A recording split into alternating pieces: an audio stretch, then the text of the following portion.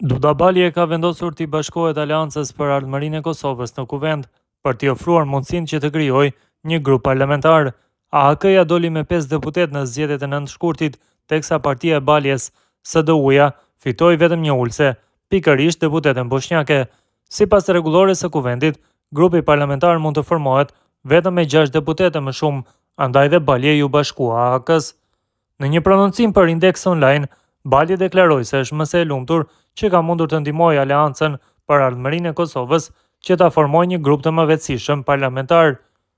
Unë kam respekt shumë të madh ndaj zotit Ramush Haradinaj dhe ata kanë pas 5 deputet, me 5 deputet nuk mundesh me bë grup, duhen 6 së paku.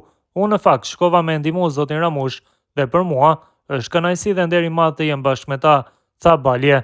Ajo deklaroi mëtej se ka kohë që është realizuar kjo marrëveshje që prej se unë shkrua në Kuvend. Unë vërtet e respektoj Haradinajn, ai nuk i ka pas 6 deputet dhe unë kam qenë pa grup. Në shenjë respekti nuk kam lënë AHK-n pa grup parlamentar dhe kam nënshkru, u shpreh ajo.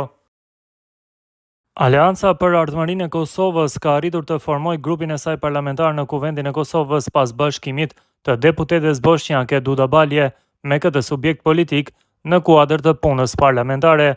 Lajmin e ka konfirmuar për Telegrafin zëdhënësi i AHK-s Kushtrim Xhemajli, i cili tha se me këtë zhvillim Aleanca do të funksionojë tashmë si një grup i veçantë në Kuvend, duke rritur peshën e saj politike dhe institucionale në proceset ligjvënëse.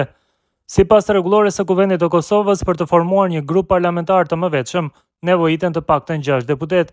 Deri më tani, AHK-ja kishte vetëm 5, përkatësisht Ramush Haradinajn, Pal Lekajn, Time Kadriajn, Shemsedin Dreshajn dhe Daud Haradinajn, çka e bënte të pamundur krijimin e grupit pa mbështetjen e një deputeti jashtë subjektit. Kjo mbështetje erdhi nga Dudabalje, deputete e komunitetit bosnjak dhe kryetare e Partisë Social-Demokrate të Unitetit. Në zgjedhjet e fundit parlamentare, Dudabalje kishte fituar një mandat të vetëm me rreth 0.32% të votave, duke ruajtur përfaqësimin e komunitetit të saj në Kuvend. Me bashkimin e saj me grupin e AHK-s, ky subjekt ka plotësuar kushtin e nevojshëm dhe ka regjistruar zyrtarisht grupin parlamentar.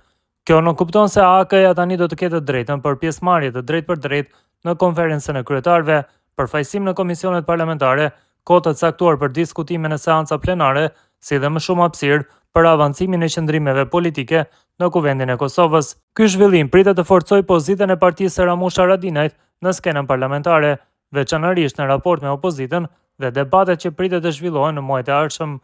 Analistët politik vlerësojnë se përfshirja e Dudabaljes mund të sjellë një dimension të ri bashkëpunimi ndërmjet përfaqësuesve të komuniteteve dhe partive kryesore të Kosovës. Dudabalje njihet për qëndrimet e saj të pavarura dhe për angazhimin në çështjet që lidhen me të drejtat e komuniteteve jo shumicë. Bashkëpunimi me AHK-n shihet si një hap strategjik që mund të sigurojë asaj më shumë ndikim në proceset vendimarrëse të Kuvendit të Kosovës.